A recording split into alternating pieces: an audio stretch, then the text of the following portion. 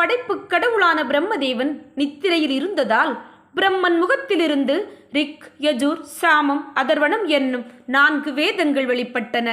சத்தியவிரதன் என்ற அரசன் இப்பூ மண்டலத்தை தர்மம், நீதி, நியமங்கள் செழிக்க ஆட்சி செய்தான். நல்லவர்களை வெறுக்கும் உள்ளம் உடையவர்களும் ஒரு சிலர் எக்காலத்திலும் இருக்கத்தான் செய்கிறார்கள்.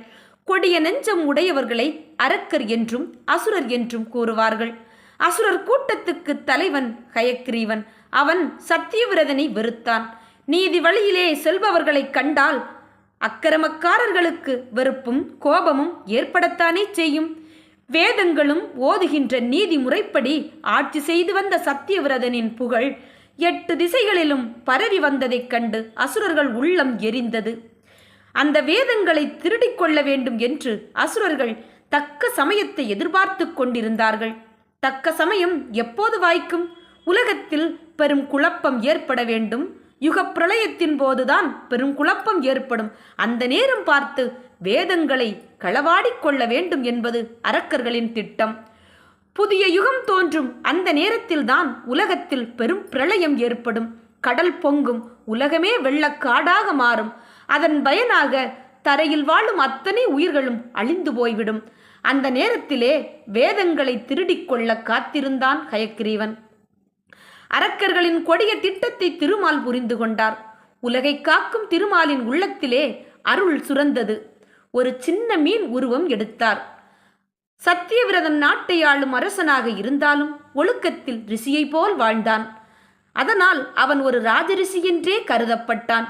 அவனிடம் வழக்கமாக சந்தியாவந்தனம் செய்ய பயன்படும் நீர்ப்பாத்திரமான கமண்டலம் இருந்தது. சின்ன மீன் அவதாரம் எடுத்த பெருமாள் அந்த பாத்திரத்தினுக்குள் நுழைந்து கொண்டார். சத்தியவிரதன் கையில் உள்ள கமண்டலத்தில் உள்ள நீரை கையில் கொட்டி தோத்திர நியமனத்தை தொடங்கிய போது அவன் கையில் ஊற்றப்பட்ட நீரிலே சிறு மீன் குஞ்சி துள்ளிக் கொண்டிருப்பதைக் கண்டு துணுக்குற்றான். அந்த மீன் குஞ்சி அவனிடம் பேசத் தொடங்கியது. மன்னா, என்னை காப்பாற்றுவது உன் பொறுப்பு என்றது மீன். அரசன் இயல்பாகவே இரக்க குணம் வாய்ந்தவன். அம்மீனின் கெஞ்சுதல் அவன் உள்ளத்தை மேலும் இளகச் செய்தது. அவன் அரண்மனையில் ஒரு கிணற்றில் சின்ன மீனை விடுமாறு காவலர்களிடம் பணித்தான்.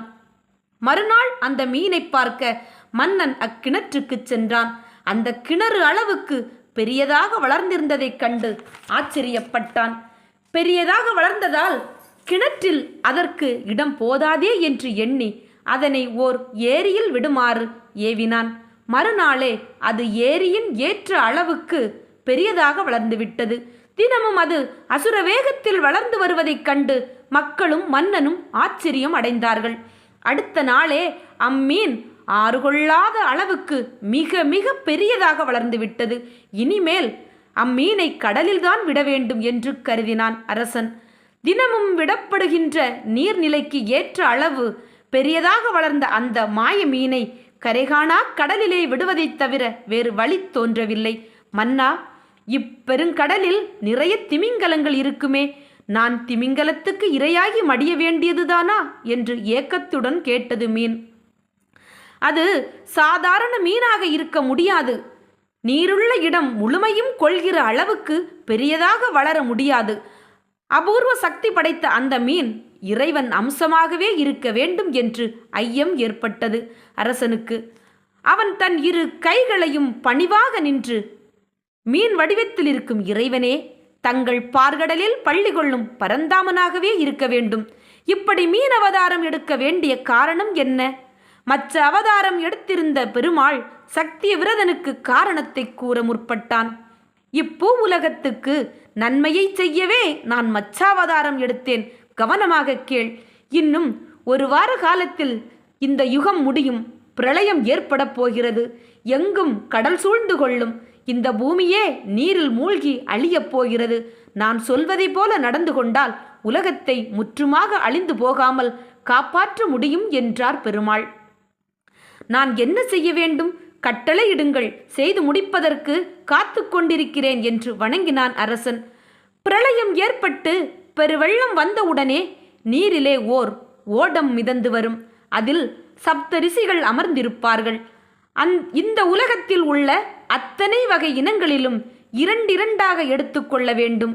நீ, மக்கள், மிருகங்கள், பறவைகள், ஊர்வன, நீந்துவன, தாவரம் இவை போன்று உலகில் எத்தனை வகைகள் உள்ளனவோ அத்தனை வகையிலும் இரண்டு இரண்டாக தேர்ந்தெடுத்துக்கொள்.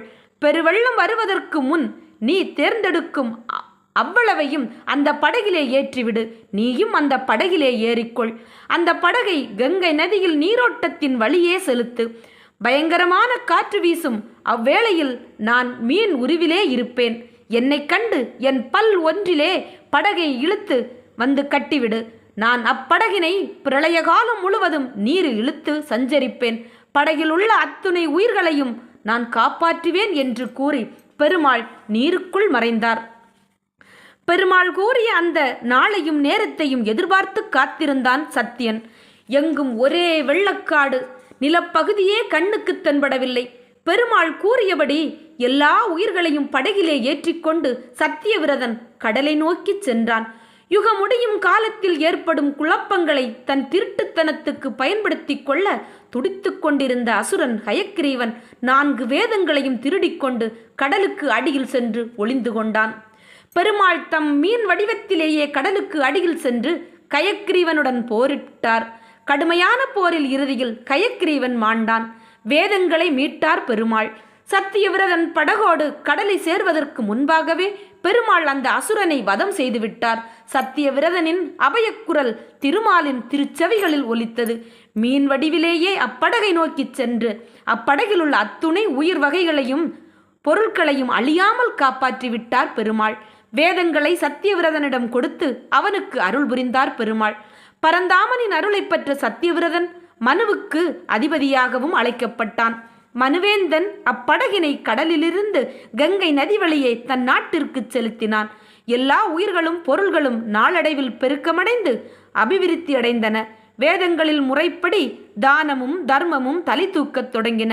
ஹயக்கிரீவன் என்னும் கொடிய அசுரனை ஒழித்து வேதங்களை காக்கவும் யுக முடிவில் பிரளயத்தில் உலகம் முழுவதையும் அழிந்து போய்விடாமல் இருக்கவும் பெருமாள் மச்சாவதாரம் எடுத்தார். புது யுகத்தின் நியாயமும் நேர்மையும் அசுரர் பயமின்றி தழைத்தோங்கின.